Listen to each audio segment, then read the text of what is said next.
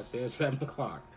But you know, if you're not doing the streaming right or doing Twitch right, trying to stream, you do not have technical problems. So I had a bunch of technical problems trying to get on live to you guys right now. Some of you who probably been here to space before, again, give me a minute or so to kind of get the word out, and I will kind of get the ball rolling. Give me 1 sec, y'all.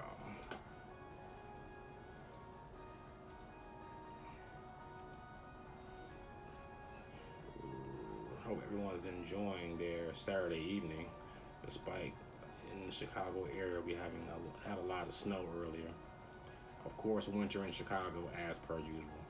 And sorry for the lighting. I don't want the anime glass glare off my glasses. That's not something I was going for, but if I have to, ching. So yeah.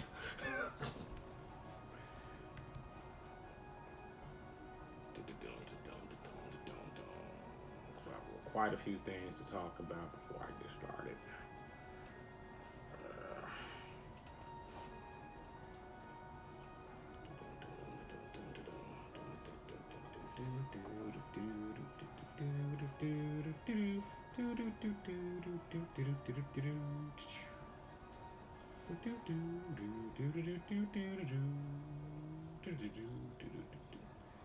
Things don't want to cooperate. There we go. Now we're cooperating. Okay. Now we're playing with power. Superpower. For the OGs out there. Bam. Hit that one. Let's hit another one. Let's hit another one.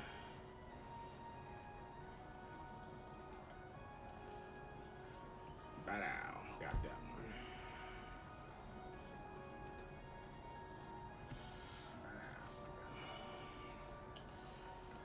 Let's see what else that we have to hit.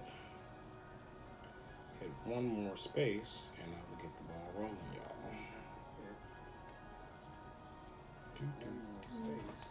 And while we're waiting, for once I have music to enjoy, for a change.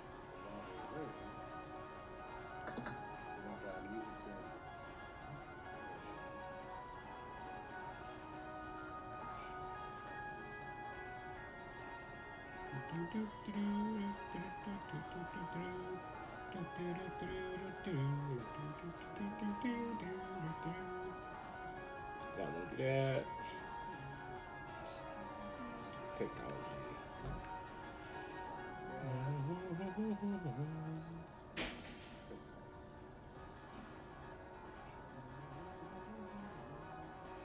There, and one more to go here.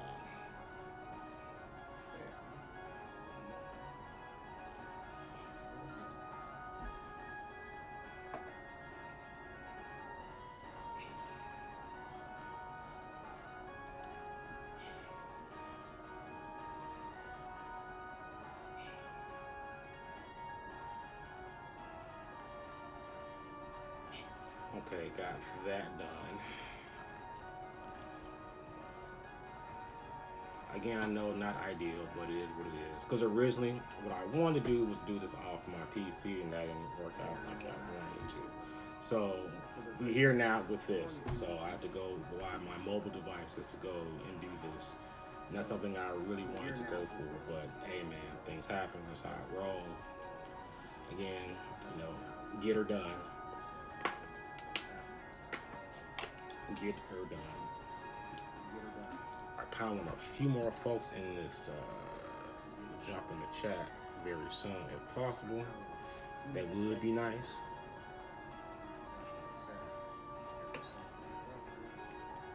Before I kind of get the ball rolling, and I'm gonna switch tracks here.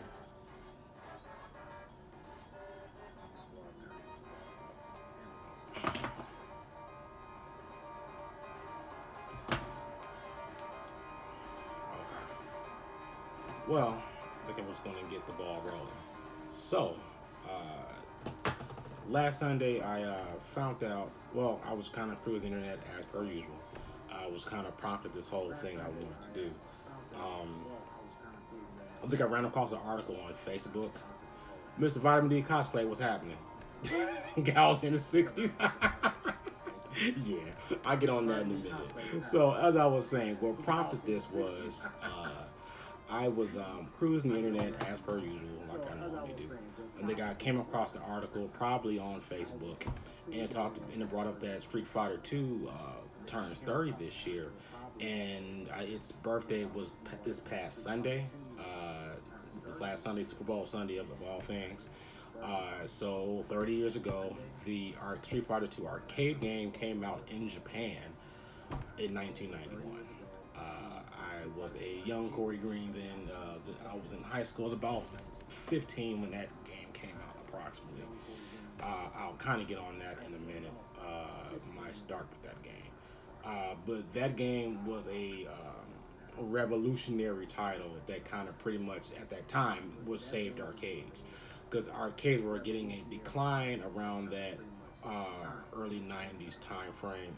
The arcades kind of had a resurgence with video games kind of coming back in the forefront a little bit after the crash of 83.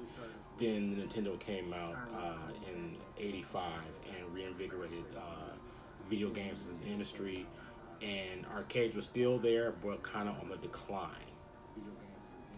I did not have a Letterman jacket. Mr. Vitamin D cosplay. So yeah, man. So at that time frame, the arcades, if I remember correctly from what the reports say, I think kind of like money-wise was kind of on decline because the home console market was booming with Nintendo and the Genesis with the console wars. If I'm not mistaken, I'm kind of paraphrasing here. What I'm getting at is that when Street Fighter 2 came out and kind of exploded on the scene in video games and in the arcade, it pretty much literally saved the arcade and gave it a whole new life. Due to Street Fighter 2, as every kid around the world, especially in America, especially yours truly, saved up their quarters to go play Street Fighter 2 whatever at their local arcade or mom and pop store. At that point, when the game really got popular, that game was everywhere. It was at, because I played at some little mom and pop candy store around my high school. It was at arcades. It was at a laundromat. Yes, when laundromats had arcade machines. Yes, that's a real thing, kids. Laundromat. I don't think doctor's office. I remember. I heard about the '80s Pac-Man being in the doctor's or dentist's office, not Street Fighter 2 though. But every little mom and pop shop, some little liquor store here or there had it. It was almost everywhere you couldn't escape it. Practically, it was at a lot of different places. Then it exploded, and between that game and the games that were birthed from its success, like your Samurai Showdowns, your World Heroes, your Art of Fighting, your Mortal Kombat, the fighting game boom was because of Street Fighter 2. Street Fighter 2 is the granddaddy of the fighting game genre as we know of today. So that's how huge Street Fighter 2 is and was at that time when it came out. So for me, my first introduction to it, and yes, it's going to sound corny. This actually really did happen. This is a true thing. This did happen. I've never even thought about it until recently, some years ago, and this did happen. So I ran across that game out in Michigan. I had family there who I go to. We go out to Michigan to visit family every summer or so. So, and out in Benton Harbor, Michigan, they had a shopping mall not too far from there. They had an arcade. As a kid, I always loved going to the arcade and the shopping mall. So me and my cousin would always go there. So that one summer we were there, the arcade had Street Fighter 2. I think it was the last game I played before I left. And like, ironically, if my memory serves me right, it may have been the last game I played before I didn't go to the arcade anymore, which is kind of ironic. What you say, Vitamin D? Look, Mom had to have extra quarters for doing laundry. Go give Bison the business. Good one, Vitamin D. Good one. So yeah, yeah, man. So I went to. I'm trying to remember exactly how this happened. Because we play games like we normally do. Like me and my cousin normally go play the Ninja Turtles game and whatnot. And at that time, best, most arcade games had one button, two or three buttons max. No game ever at that time when I was a kid had more than three buttons. So I think it was maybe like the last game I played. I had a few quarters left before I left the arcade to go back to my cousin's house before we're leaving to go back to Chicago. So I ran across the Street Fighter 2 machine, and I was kind of like scratching my head and kind of confused. It's like, okay, this game looks different. So it's obviously two-player, but it has six buttons. That's a lot of freaking buttons. So I'm looking at the buttons, see what they do. I'm seeing jab and medium and fierce punch and short and forward and roundhouse. I'm like, okay, this is a lot of buttons. This looks really complicated. It had 8 directions on it. I'm like, wow, this looks really freaking complicated. What freaking game is this? So I put my quarters in. It probably costs if not a quarter, probably 50 cents. So I put my money in. And yes, people, yes, the very first character I happened to pick. I was going through this character select screen. I'm like, wow, it's 8 different characters. I guess in the game you fight each other. As I go through the character select screen, yes, lo and behold, yes, I ended up picking Guile. And Guile was the first character I actually ever picked when I played Street Fighter 2 ever. That was a total real thing. I know it seems like corny. I was talking about anime like it was my destiny to learn how to play with Guile. Yeah, Guile was the first character I ever picked when I played the game. I didn't understand. I was kind of overwhelmed by the game and how it played. I think I either played the computer or I played somebody. And I was trying to figure the game out on the moves. I saw the upside down kick for the first time. I'm like, wow, that's kind of freaky. Like it's an upside down kick.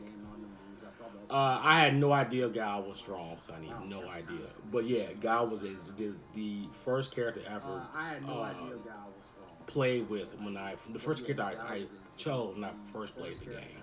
I think I played 1 or 2 more times before I left. I think I either tried Ryu or Ken, or I tried either I used Ken, Ryu, Guile. That might have been it, because the game was like brand new. I've never seen it before, never heard of it, and so that was the last time I was at the arcade ever again as a child.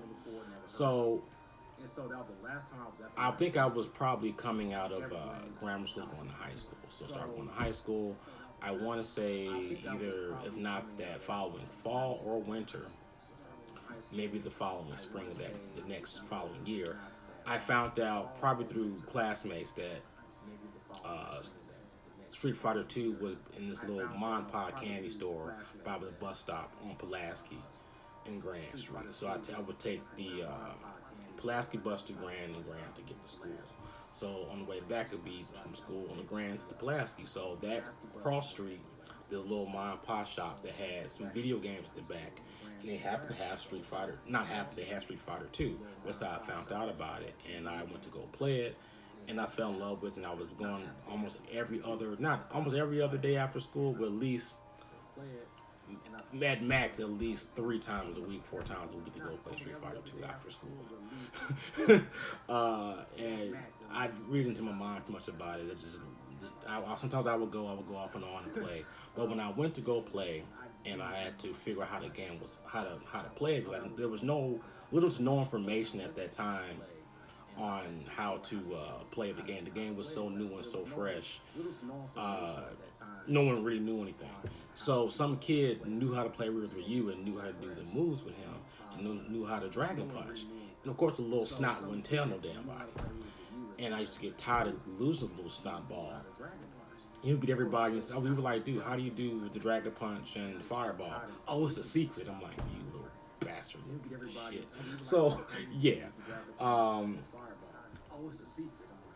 So when I started learning how to play the game, I didn't play Gal anymore. I started messing around with the first character. I started to kind of play with, because I got to kind of feel how to do the moves, was Blanca. Believe it or not, because Blanca's moves, I figured out how to do his electricity by jamming the punch buttons, do his electricity. That was easy. Then I found out later about how to do his Blanca ball. But still wasn't up to a little snot-nosed little punk-ass kid. He was beating everybody. But I couldn't use Ryu like I wanted to. And I tried Ken, guy I kind of didn't care for at the time, and I started just using Blanca so I can probably learn the game. And that took and again, like I said, it was very little. It's not like today we have, information at the tip of our fingertips. There was little to no information about this stuff beyond probably magazines. So when the game got popular, I was a big fan of Electronic Gaming Monthly. So I would get that magazine every month. So I'm from the old school. So anyone who grew up in the '90s who was a gamer, you got those gaming mags. That means Electronic Gaming Monthly. That means Game Pro, Game Fan, probably Game Informer much later. You invested in those. So every time I go to the store with my mother or something, we go grocery shopping. Where do I go? I run to the magazine section to get the latest video game magazine. I buy a game magazine. So my favorite magazine was EGM. EGM covered Street Fighter pretty heavily, mostly more so than any other magazine at the time. I think Game Pro covered it some too. Game Pro and EGM were like the main magazines that covered it. Game Fan was kind of so-so with it, if not at all. And the other magazine didn't delve into it as much. EGM did. So EGM became like my magazine to get information on Street Fighter 2 and how to play it. So I later on found out how to do a fireball, and months later I figured out how to do a dragon punch. That's how kind of like my Street Fighter experience and the fire for the fight started when in those early years when I was in high school playing Street Fighter 2. Street Fighter 2 was a really big deal for me because it kind of hit me at the right time. And it was a totally different game than anything else that was already out in the market at that time. Hold on, Sonny has something to say. Yeah, Mini Girl's first character was Shawn Lee. Yeah, most girls who played the game, of course, they played Shawn Lee, which is a given right there. So yeah, with me being a big fan of the game, mostly came from kind of how I grew up. So growing up in Chicago, on the south side and the west side, most kids in that time frame, that era, and mostly a lot of black kids got into animation, comics, and movies, and especially martial arts movies. So I love martial arts movies. I love Bruce Lee, Samurai Sunday, all that. And that game kind of spoke to me, come from me being a fan of that. So I always loved martial arts, even as a child. So like stuff like The Last Dragon, a lot of Bruce Lee movies, some of those old 1960s and 70s martial arts movies that would come on way back in the day in the early to mid 80s that would come on Saturday and Sunday. I was a big fan of those. I watched those a lot when I was a kid. And it kind of fed my fascination with Street Fighter. Because no other game at the time was kind of like that. There was like Kung Fu, but it wasn't that great. This game looked amazing. The characters looked great. There were 8 different characters that had all different styles. You can go head to head and play people in the game, and you learn things about it. And Street Fighter 2 was not an easy game. It took a long time to learn. It was very challenging. And those early years, we all kind of got our butt kicked trying to figure it out. Especially that one little punk kid who knew all the moves. So, but every other day from after school, I would go and play Street Fighter 2, either with friends. I found other places near the school to go play it. I never cut class to play Street Fighter, but I would go stop to check it out after school when school was over with. It was kind of like a lot of release from the stresses of school and whatever else was going on. So Street Fighter 2 is a really big deal for me, and even to this day, it's probably the most biggest quintessential franchises that really impacted my life and my upbringing and everything about me. I'm one of the biggest fans of it. I still am. I still have that fire. I still compete in the game. I still play a lot of the modern Street Fighter games. I have a lot of passion for it still. So that's why I've been into it for so long. So back to the game itself. I did try other characters. Let's talk about that. So there was Ken and Ryu, the martial arts characters. I kind of gravitated towards them the most at the time. And at that time, they kind of played pretty similar. Unlike in later versions of the game, they made them much different. The only kind of real difference they had in the old game was like different throw animation. They were pretty much the same character. And then there was Blanca, the Jimmy from Brazil. He's like this funky looking monster character who electrocute people and bite them on the face. Then you had Zangief. I used to think Zangief was not good. He was just a big guy who was terrible. It took me years to find out how cool Zangief really is. But like back in those days, I just thought like Ken, Ryu, Chun Li, maybe Guile were like the better characters in the game. The other characters kind of suck. Moving on to Dawson, I did mess with him a little bit. I thought I couldn't figure him out. I thought like maybe I can try a character he can keep people out by using distance. But I kind of felt like he was too slow and wasn't powerful enough. But he was very unique. Like every character is very unique in their look and their play style, and that was something we probably like haven't seen before during that time when the game came out. Then there was E Honda, the sumo wrestler, and of course there was Guile and Chun Li, and Chun Li, the first lady of fighting games. I saw a few people try to play with her. Actually, I have a funny story with her. When the game came to console, it came to Super Nintendo first. So I was really looking forward to getting that game when it came to console. And yes, Street Fighter 2 on the Super Nintendo was the first video game I paid for my own money as a kid. And I think it cost like, what, $69.99 plus tax back in the day, so I paid that money for that game. So yeah, man, I spent my own money getting that game, and it was at the some of the kiosks back in the day. They had Super Nintendo kiosks at major stores like KB, Montgomery Ward, and Toys R Us. So I would go to play Street Fighter 2 when it came to console, when it came out for the SNES. So I played it the day it came out. It's like I got my copy. I was going to the mall to get a copy, and I went to KB in the Riverside Mall, and I was playing people with different characters, and I was winning. So, funny story. I'm not, because I had a lot of experience in playing the game in the arcade. A lot of people I played, those people had no experience with the game at all whatsoever, or had no arcade experience with the game. So, I got Chun Li at one point. This is either the day the game came out or a week or so later. I get Chun Li. I go on a literal 100-game winning streak in the mall with Shawn Lee in Street Fighter 2, something I've never done before. So I tried different characters, but at one point I got Shawn Lee, and no one could take me off at all, period. Because no one knew about the game that much but me at the time. So it was one of those experiences I had growing up with that game and playing it. But it was kind of really a big deal during that era. Speaking of console, that game sold worldwide I think like 6.5 million copies of the game that got sold worldwide. So it was a really big deal. I'm sorry, 6.3 million.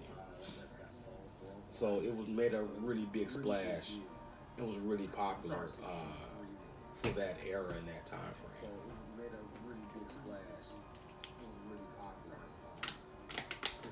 As I drank my water. But yeah, so when Street Fighter 2 kind of blew up, like the original game only had like 8 characters. And you cannot mirror match characters. Some people may or may not have known that. So if someone get Ryu, you can't get Ryu either. You have to get another character. So if someone got your character, your character's locked out until you either beat that person with somebody else to get your character. That was a struggle. But in later incarnations like Championship Edition and Turbo, you were able to use the same character. You can do mirror matches now. They had different color schemes for characters to have, so you can kind of tell them apart. I believe in Championship Edition, the first time you can able to use the 4 Grandmasters, and that is them Bison, Balrog, Vega, and Sagat. So that was pretty fun. And actually playing the old game Street Fighter 2, they were boss characters in the original game.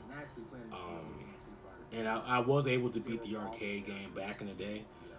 It was hard. It was not an easy thing. I probably could not do it. I couldn't dare do it on like a quarter. It would take me about I say at least $3 or $4 to probably do it back in the day. I think my problem character was probably Vega, because Vega was a son of a bitch. Vega would climb that gate, and he would do that claw dive, and he would do the grab in the whole 9 yards. Sagat, he gave me problems, but I figured it out. And Bison, I have my issues with him, but I think my problem character from at that time playing the AI was probably Vega. Vega was annoying and hard to fight. His jump kick stopped so much stuff. So yeah, that fight was something else. Dealing with him as a boss character.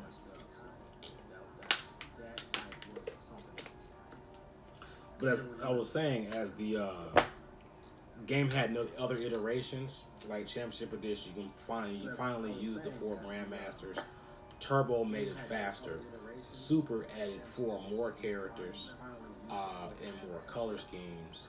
And ST, known as Super Turbo, added the you could break out of throws. Well, not break out of throws. You can buffer throws. The first Street Fighter game, you can again deal with throws.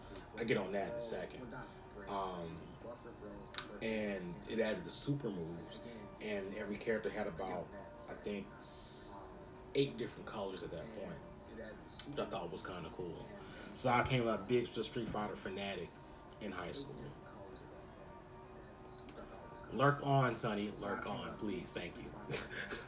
So yeah, at that time, that game was really at a, I'm gonna say a fever pitch, but like for me, I was really into it. In the arcades when I would go play it. I entered the very first Midwest Challenge years ago. They had the first Midwest Challenge here, way where Nickel City is in Northbrook. Is now called was now called Nickel City. It was called Super Just Games back in the day, and they had the venue was much different. So the very first tournament they had in the Midwest for Street Fighter 2 Turbo, I went to that. That's how big I was into the game. One version of the game I did like, and they had the 90s. They had because the tournament thing kind of got bigger off the popularity of the game when the newer incarnations came out, when Super came out. So Capcom developed a tournament edition machines. And they're not one machine, they're multiple machines. So they're like about 4 to 8 arcade machines linked together. You would play a tournament mode like in that game. So like the tournament mode would rotate. You would play, let's say you and some friends, 4 or 5 of your friends, you would get on a machine.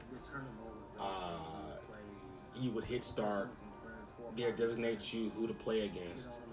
And if you win or lose, you would move to a machine to where to go to play your next opponent, like an actual tournament. So they added that tournament mode into Super Street Fighter 2, but it came from that arcade machines being linked together, and that was really cool. I always liked that. I thought that was real dope how they pulled it off. I've only seen that those arcade machines like that only in a few venues that I've been to. I want to say maybe one of them may have been Great America, but I don't remember. Great America was expensive. I think in Great America to play any arcade game there was like $1, so it was like screw that. So I was not a fan of paying $1 to play any fighting game. So like, could you imagine playing a Street Fighter game $1 per game back in the day compared to a quarter or maybe even 50 cents? So you're spending like $8 to play somebody. So it's like, thanks but no thanks. That was kind of high from my blood at that point. So you're spending like $8 to play somebody. So it's like, thanks but no thanks. Very high from my blood. But Street Fighter 2 birthed a lot of competition of other video game makers making fighting games from it. So you had your SNK, where they made things like Fatal Fury, Art of Fighting, and World Heroes. Uh, what I would like to call that era in that time was a lot of Street Fighter clones. SNK kind of had their. I feel Art of Fighting was more of a Street Fighter clone than anything else than what they made. But they made some really cool stuff. They made that and also Samurai Showdown, sequels to Fatal Fury and World Heroes. Then later came Mortal Kombat. One Street Fighter clone came to console called Fighters History, where Capcom actually sued them because that Fighters History was like literally like a poor man's Street Fighter. If there was a poor man's Street Fighter 2, Fighters History was it. But they did some different innovative stuff that Street Fighter didn't do. Like if you hit opponents in a certain area, you would damage their part of their outfit and it would break off. So like Soul Calibur was not the first to do that. Fighters History did that. You had other games like Weapon Lord, Mortal Kombat made sequels, of course. Trying to think, who am I missing? We covered Fatal Fury, we covered World Heroes, SNK. I know I'm missing like a few more, but it was a lot of like, oh yeah, and also the really bad games like, I don't say War Gods. War Gods was much later. It was one bad arcade game. It was like a Street Fighter clone. I'm trying to remember. I want to say it's from Midway, but I'm not. And then there was like stuff like Time Killers. That reminds me. There were a few Mortal Kombat clones spawned from the boom of fighting games. With a game like that, Time Killers, it was Rise of the Robots. That's a real bad one. But as I'm mentioning, there's a lot of kind of Me Too games that came out of, spawned from the popularity of Street Fighter 2. So I felt that was like kind of funny how big the game was and got all these other kind of copycat and Me Too games to come out in general. So, also the things with combos. Speaking of that, when getting into gameplay, Street Fighter 2, the not addition of the combo, but the combo itself was actually a glitch. That again, happy accidents that happened in the game that the programmers found, and they kept in the game and hid it within the game's code. You can do combos. Now, Street Fighter 2, you can probably KO an opponent about probably 1 to 2 combos. That's how much damage you did. The engine is a much different engine than it is now. In Street Fighter 2, there were re-dizzy combos. That means you can dizzy somebody, do another setup, and dizzy them again. What's up, Miguel? Glad you're here, sir. And by the way, I will take questions and interact with the chat. That's no problem. So yeah, I was talking about Street Fighter 2's gameplay, and I was saying how the combos was like a glitch in the game. They were re-dizzy combos, meaning you can dizzy opponent once, hit them with another sequence, and re-dizzy them again, and then they're pretty much dead at that point, or KO'd at that point. That's how much damage that stuff did. And I have heard rumblings about back in the day some fights or altercations breaking out due to Street Fighter 2 matches because of things like that and throws. Because back in the old days, throws did a lot of damage and you cannot break them. So at one point, even in some arcades or some places, depending on the game culture, they would ban people from using throws. So you were using throws, it was going to be a problem depending on where you're playing at in that community, in that area you were playing at.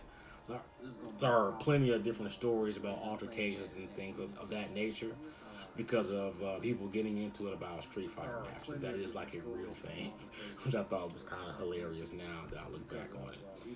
But, what you say, Miguel? People could cheese you with a stun lock, jump, kick into throw. Yeah, they're tick throws, but I think they were a little bit, they were dangerous in Street Fighter 2 because you can't get out of them. Once they hit you, you're in block stun, throw you, like a big chunk of life is coming off. And some people would just play and just only go for throws. And what my friends used to say back in the day, throw combos. It used to piss us off. It would drive us insane when people would do that. So yeah, throws was like a very problematic thing back in those days.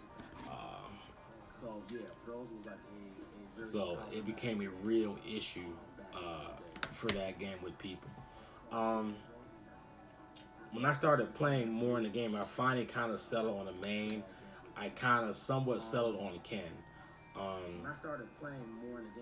I think around Turbo, I think I started really settling on Ken. At that point, I felt like Ken was like the best character in the game. Like nobody could touch Ken. Boy, was I wrong. But that's someone who I learned how to play with and got kind of decent at. And I kind of would get wins off of after I finally found out how to do a dragon punch and a fireball and do a hurricane kick. And able to play people and kind of take people off. And also, I really like the sound effects the dragon punches made when it hit people. I thought that was kind of awesome. And I feel like that was the only character I can probably beat the game with was either Ken or Ryu, because I couldn't beat him with probably like either Blanca or probably not even Guile at the time. Because for a while I kind of hated Guile. It took me years to kind of like start playing with the character, getting good with him, and where I am today. Because like for years, I didn't like him. I thought he was kind of cheap. Because I remember things about some of the glitches in the game. There was a handcuff glitch for Guile. It was something he would do would lock the game, something like that. Miguel, you can probably chime in if you remember any of those glitches that we would know or hear about from the game. One thing with EGM that, speaking of kind of like a miscellaneous thing with it, EGM kind of got us good, and I kind of been mad at EGM for years about this, was the Shin Long April Fool's joke that they pulled. So Electronic Gaming Monthly covers Street Fighter 2 pretty heavily. So as an April Fool's joke, they said that if you would get perfects throughout the entire thing, something crazy and almost impossible to do, Shenlong will come out and you have to fight Shenlong. And I remember many dudes back in the day I would run into, even some guys at my school would lie and say, yeah, my friend fought Shenlong and I saw him how he beat him. He's real good. He got perfects the entire game. He fights Shenlong off and on all the time. Or some dude that claimed that they did it and it was a bunch of bullshit. What you got, Miguel? Miguel says, I learned how to use Zangief and Dawson due to my cockiness and letting my opponent choose my character. Really, Miguel? Yeah, that's something that sounds like you would do. That sounds like naturally they choose someone who was perceived as weak. And Geef it was. Yeah, I just think Geef was not a strong character. He was like one of the worst characters in the game. Because all we would do against the computer was do jump kicks and jump punches to beat him. And he was slow and wasn't very fast or even threatening. Like, I didn't find out how powerful Zangief was or how much of a strong man he was until I played him in like tournaments and started meeting players from all over the country for the very first time, playing different characters and whatnot. So I saw like an army of like Balrog players, and I used to think Balrog was terrible too. I used to think Zangief and Balrog, worst characters in the game. They suck. Balrog has no kicks. He's terrible. But I was wrong. Like, Balrog players were like beating the snot out of people. And Geefs, I was just amazed. I didn't think anyone could play with Zangief really well until I went to that tournament. Hey, what's going on, man? And Mig says, yeah, that handcuffs thing was in super early versions of the game. It was quickly updated. Okay. Yeah, what's up, Corey? Yeah, that handcuffs thing was in super early versions of the game. It was quickly updated. Okay. Wasn't there another glitch in Miguel in the game? There was the Guile one. I want to say there was another glitch that it had Street Fighter 2. Wait, wasn't the red fireball glitch Street Fighter 2? Was that in Championship Edition? No, there was a Shenlong April Fool's joke, Migs, from Electronic Gaming Monthly. You can like Google that. No, there was a Shenlong thing came from Mortal Kombat. No, it was Shenlong thing came from Street Fighter, man. You can like Google that. That came from Street Fighter. No, it was Shin Long thing came from Street. They actually like made that up and put that in the magazine. But lo and behold, years later in Street Fighter 4, Goken ended up becoming real. So, like what they had did was like a photoshopped a screenshot, like drew a character for the character art. It was a whole April Fool's joke. Yeah, it was pretty bogus. Because I even tried the trick too on Super Nintendo arcade. I couldn't do it. I tried it on the SNES, and that didn't work. And I wasted a lot of time trying to get a perfect on every character. Yeah, they got us all, man. You said yeah, it was an April Fool's joke, but it came after MK's Reptile, I think. It might have. I'm kind of fuzzy on that one. It might have been Mortal Kombat when it came out and it got popular. Mortal Kombat had a lot of secrets. I think that was another hook for the Mortal Kombat game itself, of all the like mystery and secret stuff in it, and the kind of a few cryptic messages it would have in the game. And Reptile being a real like secret character you fight in the game.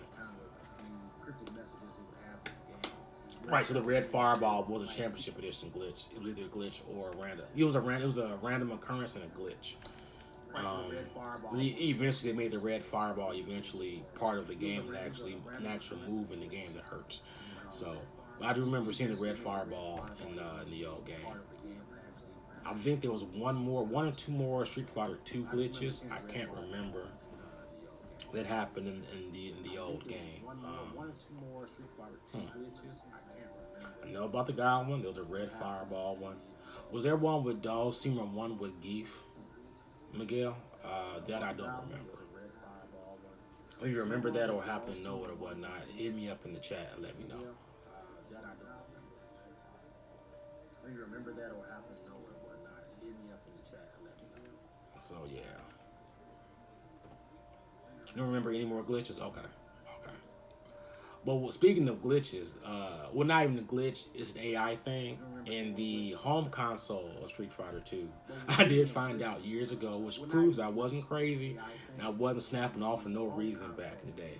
So, there's a YouTube video that shows you how the computer cheats in Street Fighter 2. I don't know about the arcade version, but the home consoles, when you play at higher difficulties, how the computer cheats against you. Like it would like do certain attacks that a normal human could not do on wake up or in certain situations. I used to swear it would do Gao's flash kick while walking forward sometimes, but that could be a placebo thing or whatever. That's probably not a real thing. What you got, Miguel? I remember seeing that the Hyper Edition. I remember seeing that in Hyper Edition though. They hacked the game where you could air sonic booms. That was Street Fighter 2 Turbo or Rainbow Edition, where it was like this hacked up version of the game. It was like an illegal. How did this go? An illegal mod / hack on the game that came to arcades.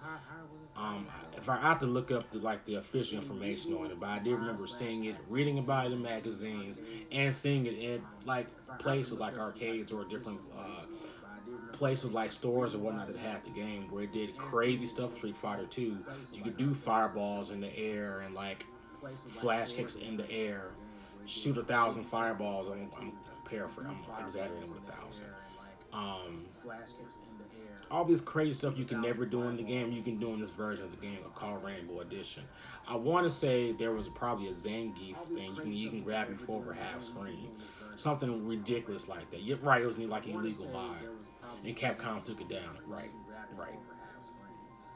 Yeah, it was like real crazy with that thing.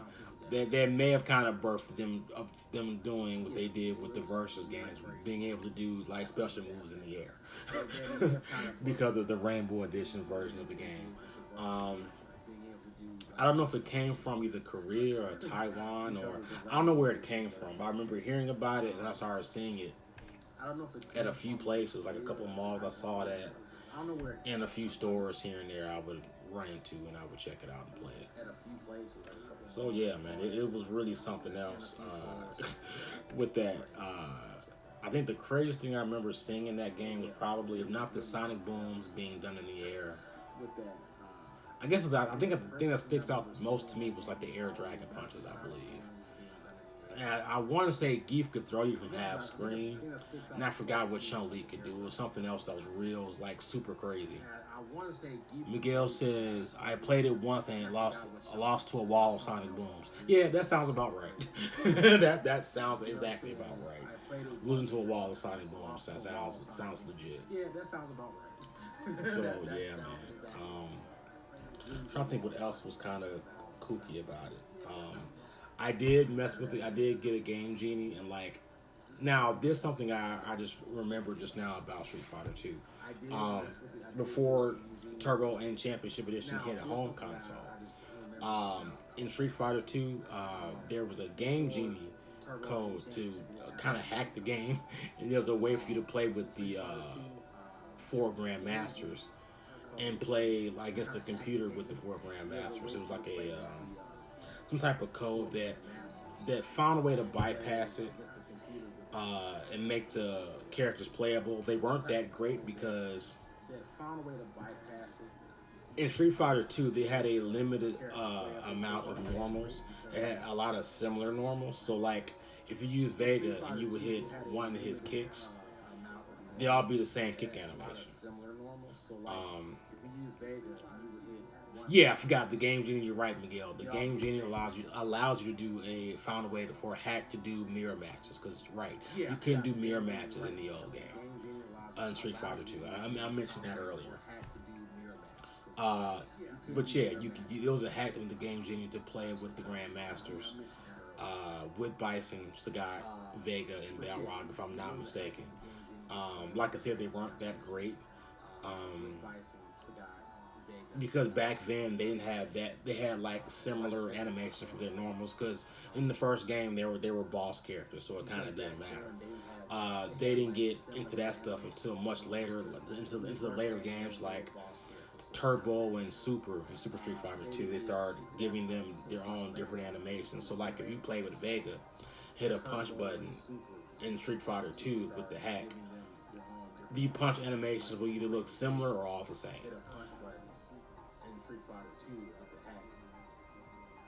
What you got, man? So you said they had limited move sets, right? Because we're not supposed to use them. They were boss characters.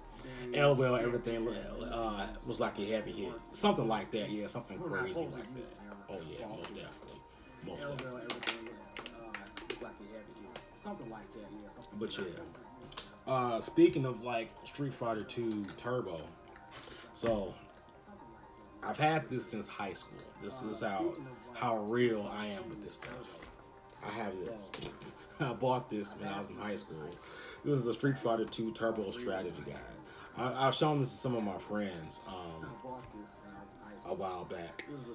I've always kept this and never got rid of it. Yeah, a few pages is missing. Yeah, it's not in the best shape, but I still have most of the content, most of the pages in it. So it'll show you like the move list, as character art, the whole 9 yards. This is the very first Street Fighter like guide I ever bought on Street Fighter. Because like I said at the time, only the magazine covered this stuff. So like, if I remember correctly, only EGM and GamePro kind of covered this stuff pretty heavily. Especially GamePro. As far as like moves and learning how to play and combos and whatnot. Matter of fact, I think GamePro is the one who, GamePro did produce this. This was a GamePro produced thing. So yeah. Yeah, GamePro did. So I think I probably bought this. I'm sure I bought this at a grocery store with my mom going grocery shopping. Go to the magazine aisle. I see this, and of course I just had to have it. That was like a must. I see this. So I can show you guys probably that machine I was talking about, that tournament machine. that I mentioned. And also the cool artwork it had in the back. Like that. Like it kind of showed without tearing it up even more.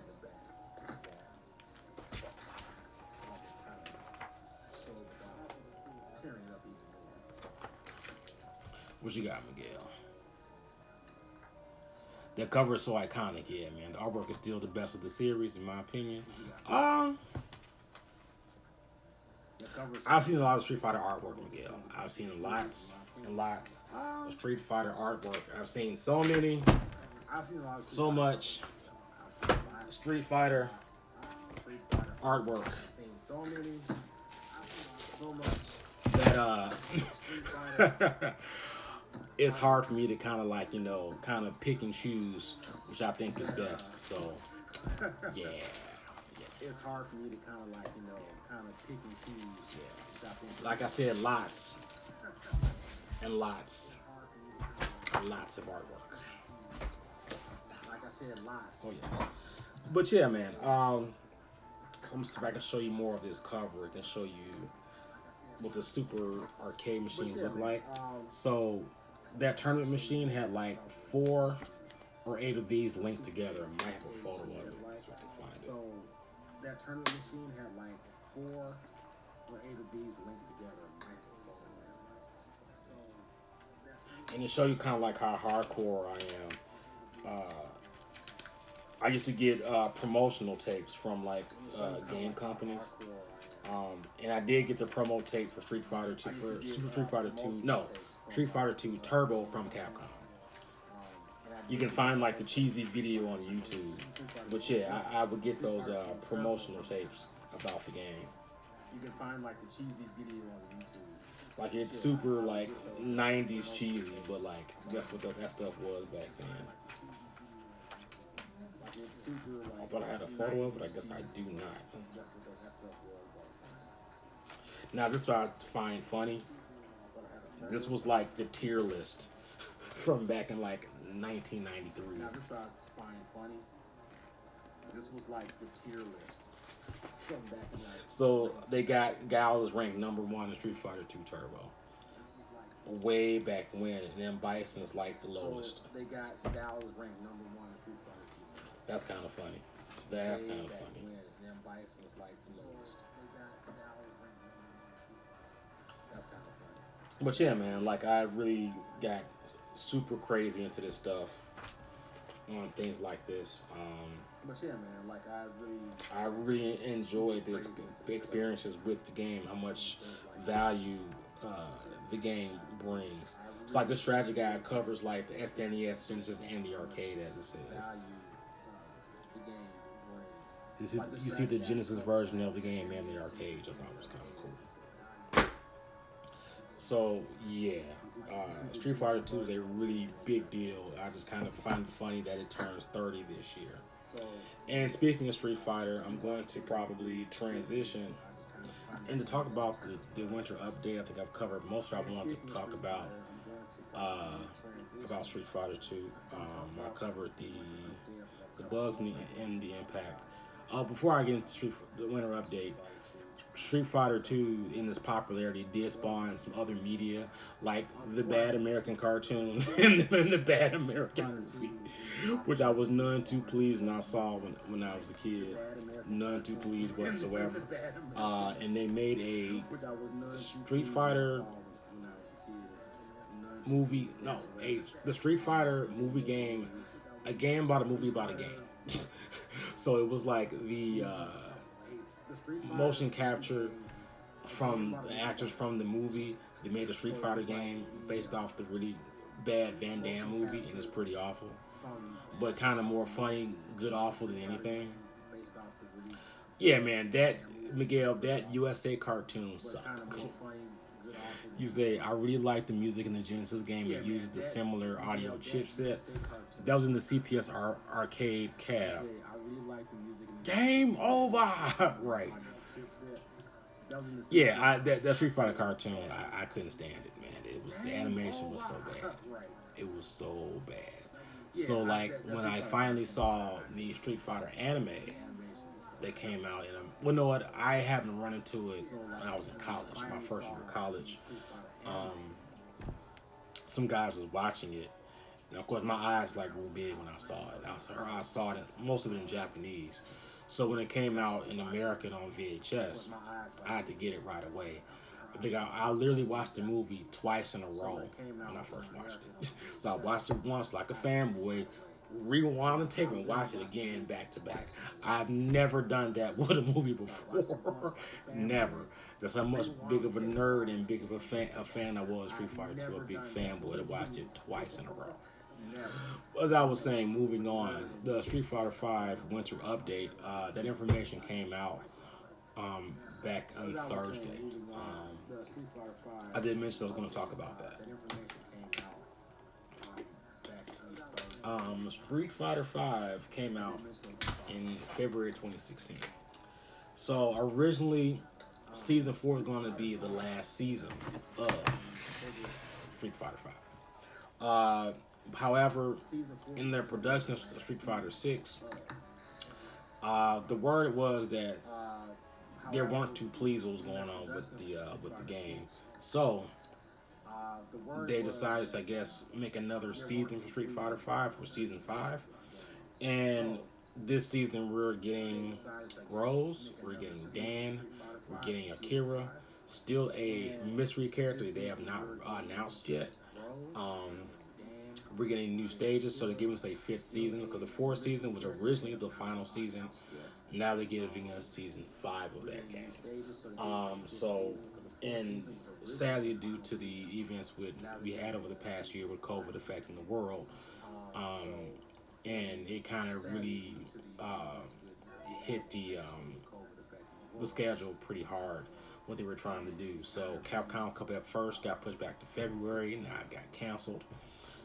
Dan originally was supposed to have came out during Capcom Cup in December, but they pushed it back 2-3 months to now this month. But the event got canceled, so they just showed us the new showcase of Dan, the new content that's coming for season 5. So what we're getting on February 22nd, we are getting Dan. We are getting a balanced update and a new gameplay mechanic. A new gameplay mechanic is called the V-Shift. I'm going to touch on that in a second. Dan is a pretty popular character amongst Street Fighter players and fans in the community. People who love the game, and he's like this joke character who really sucks at what he does. I have to give Capcom this with the animations for the character. He looks hilarious. His normals look ridiculous. His throws look really bad. Like they animate like he can barely throw anyone, which I think is hilarious. Like watching him fight, I was more giggling and laughing most of the time watching the footage of watching him fight. But he has some pretty cool stuff. He was introduced to Street Fighter Alpha way back when Alpha came out. I think Alpha came out in 1995. So he was a little bit of history. He was a joke character that kind of made fun of Ryo from Art of Fighting. And in the Street Fighter lore, Dan Hibiki father was murdered by Sagat, and he wants to get revenge for his murdered father. But the problem is Dan really sucks at martial arts, and he tried to train with Ken Ryu in the Shotokans, but he didn't. I think he didn't finish his training, or he left, or he got kicked out. One of the two. So he formed his own dojo, formed his own style. So he has this like really lame Shoto style that he does. He shoots a fireball with one hand, but it's small, doesn't go anywhere. His Dragon Punch sucks. He has a crappy kick move that's not it's not a Tatsu, it's a crappy kick move. He's been like a staple joke character and a popular character ever since. So now he's in Street Fighter 5. And he taunts. That's his whole thing. So in later games, he got a super taunt. So in this game, he gets a super taunt too. Denzel was always a funny character to me. Is a character you never really could take seriously. Street Fighter 4 though, that was like his best incarnation. and he's a big fan favorite as returning into the Street Fighter franchise, which is I'm pretty cool with. His animation looks pretty hilarious. His play mechanics revolve around his taunts, so it looks like he can do moves and cancel with a taunt into other stuff. From what I've seen, he has a V skill that has like one bar. Your average V skill has about two, some of them three. Dan has one. One of them is an install that he can do. I think the install one is the one he can cancel. I have to look again and see what the other V trigger can do. But Dan's probably a pretty popular character among the Street Fighter community. I was kind of shocked he even made it into the game. So Danny Bickey will be here on February 22nd. I will more than likely probably do a overview of him. Well, as per usual, I do a kind of a new game update impression video anyway. So I will be covering Dan and the new balance update and V Shift. So speaking of V Shift, is a new gameplay mechanic that pretty much changes Street Fighter V. Anyone who plays Street Fighter V knows good and well it's a pretty offensive game. It's very offensive heavy. Probably the most offensive heavy game they probably made. And a lot of characters kind of bowl you over with overwhelming offense, meaning that let's say you get knocked down and people will pressure you with buttons with meaty pressure, and you pretty much kind of guess wrong. You can get punished really bad for it, a crush counter. So you have to block and know when it's either your turn to press the button, when to reversal, if at all. Some characters have meter that can stop offensive pressure. Some characters have attacks or different moves that negate throws. It kind of varies. So, prime example, a character like G. One slight problem I did have with the game sometimes, and G is the new character for this, was like robbery characters. G is kind of a robbery character because when he gets full resources of a full, the way the nature of the character is played, his V trigger and his super. When he has a thing called the presidential, it was like an install for him to kind of adjust his special moves. So you hit down the punch button down twice before V trigger. You use that move, it powers up your other specials. But if you get knocked down, you lose it. He has up to 3 levels for it. V trigger makes it unlimited for a small amount of time. On top of that, in V trigger 1, he shoots out this energy ball that he normally uses to like a shield to stop projectiles. Now he activates it and shoots it, and that makes him pretty strong. On top of that, his moves are powered up. He can overwhelm you with pressure and do a chunk of damage. So all that is like he's become like a runaway train. So he's kind of like a ticking time bomb. If you're not careful, he becomes this runaway train that if you don't be on your P's and Q's, he can pretty much take a half life bar or turn the match over or kill you with it. So with V Shift, might help in that regard, but at least for offensive pressure using normals. So characters like him, to a degree, Laura and Bison, characters who can probably come at you with a lot of offensive pressure with normals. You can now, it's somewhat like it's like an invincible backdash parry, where if you time it right, you're invincible to throws, fireballs, and attacks.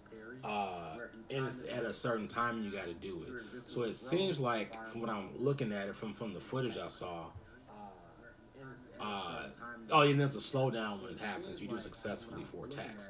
It seems like for throws, you just do it, you just escape, and that's it. For attacks like projectiles or fireballs, or things of that nature, you do it at the right time, you get a slowdown.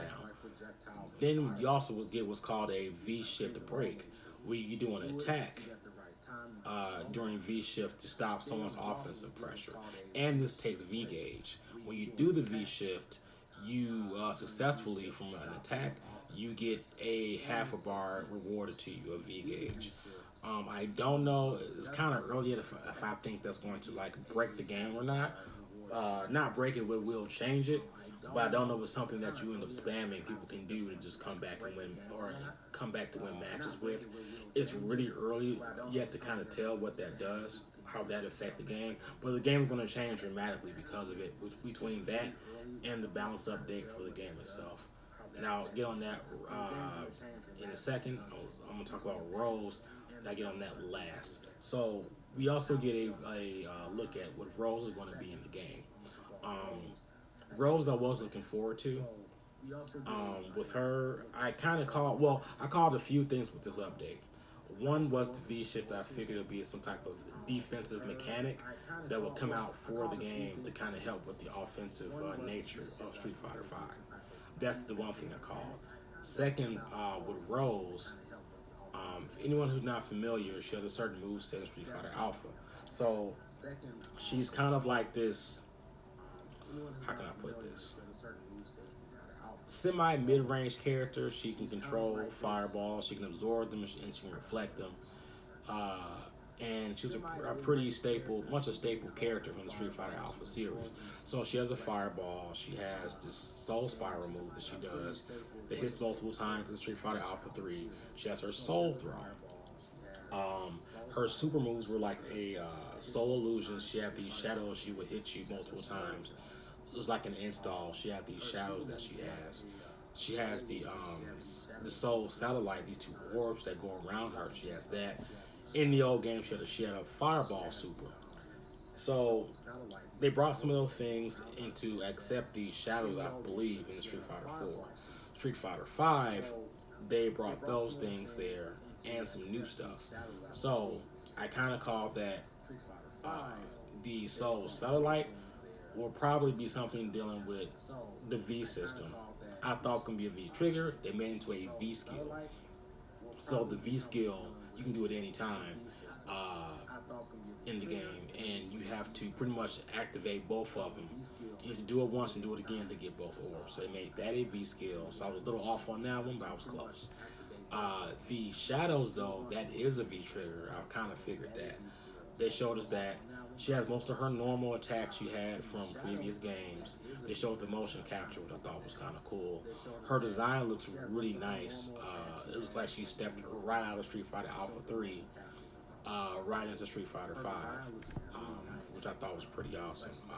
Because some characters did return and had different looks, and some didn't. She looks like she stepped right out of Street Fighter Alpha, which I was pretty happy with.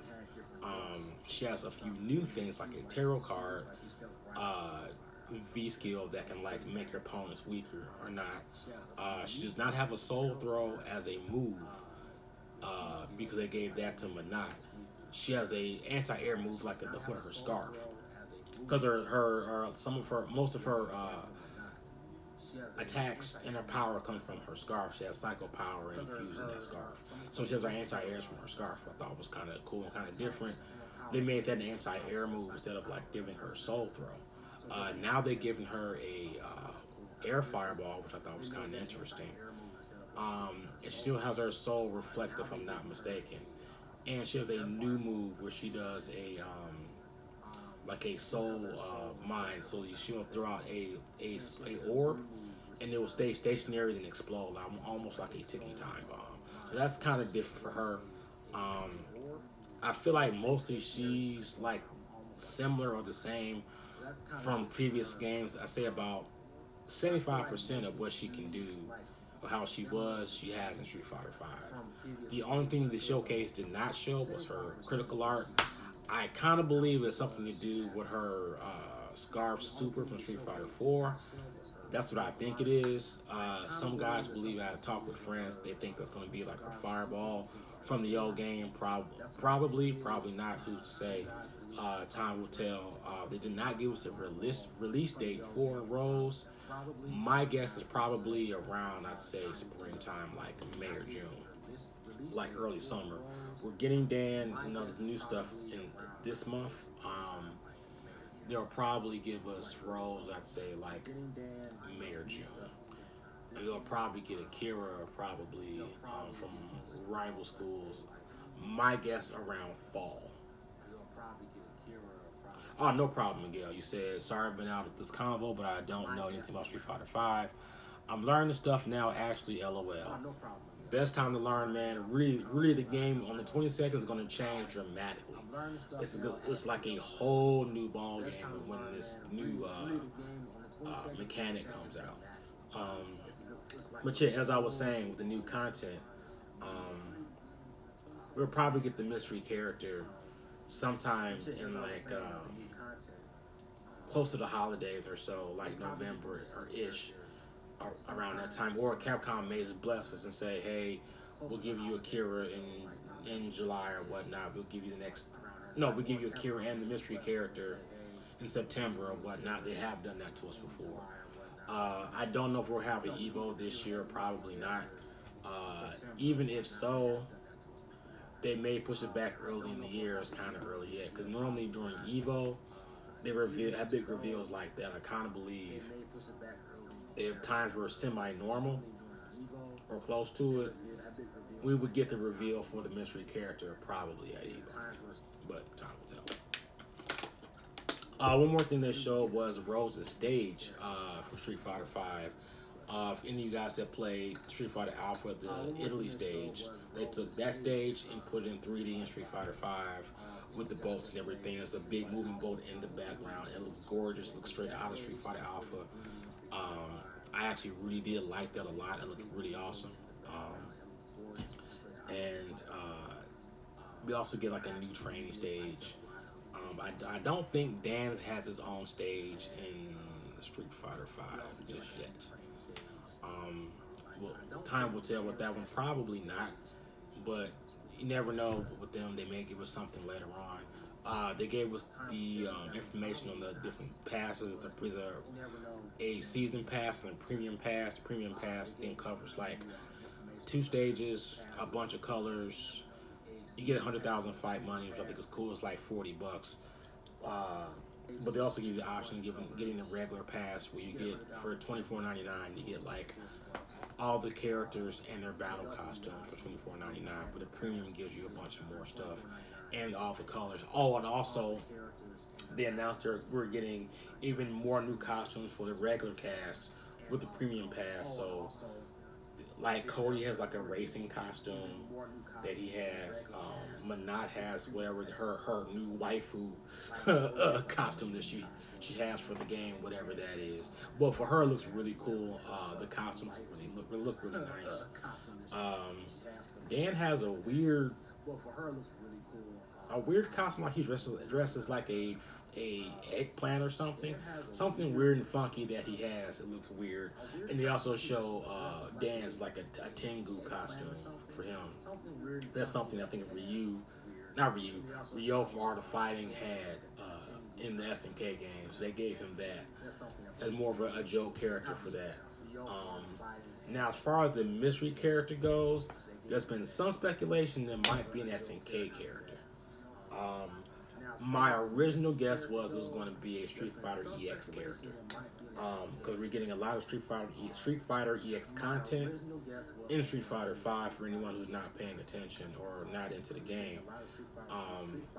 There are costumes from Street Fighter EX characters. There are skins in Street Fighter V. We got like 4 or 5 of them. So my original guess was we're going to get Skullomania for the last character. But I'm starting to lean toward it might be a guest character due to, I think, rumblings of SNK and Capcom are kind of playing nice lately, and they're releasing on the Switch the SNK Capcom, I think, card game on the Switch. And then we're all like, kind of like, really? So time will tell with that one. So that's all I have for now for the Street Fighter V update information. Everyone, thanks for tuning in. I had a good time doing this. I may do another probably short discussion video relatively soon. I will probably cover Avengers. I'm kind of having issues with that game, with some of the stuff they're announcing and doing, and they've done recently. If I don't do that video on Twitch, I'll probably do it on my Instagram or Facebook. That will probably be like 30 minutes or so, or I'll probably go live and play the game and talk about it then. So everyone, thanks for tuning in. Miguel, Sonny, Vitamin D Cosplay, thanks for showing up. Miguel, thanks for checking me out. Also, Miguel does a retro gaming stream. Please check out Mighty Migs if you're into retro games from the 16-bit era, 8-bit era, or PlayStation era. Anything from the 90s or probably early 2000s, if I'm not mistaken. Miguel plays it and covers it. I know he's been playing stuff like Final Fantasy VII. He's been replaying that. So anyone into retro games, please give him a shout out. Sunny also has her stream. She does gaming and cosplay and other stuff. Vitamin D Cosplay also does Smash Brothers for folks into Smash and whatnot. And probably Brawlhalla. Give those guys a holler. And thanks for tuning in, you all. I'll see you guys next time. I'll probably jump on some streaming later on next week for CG Monday Night Fights. And I will see you guys next time. Peace.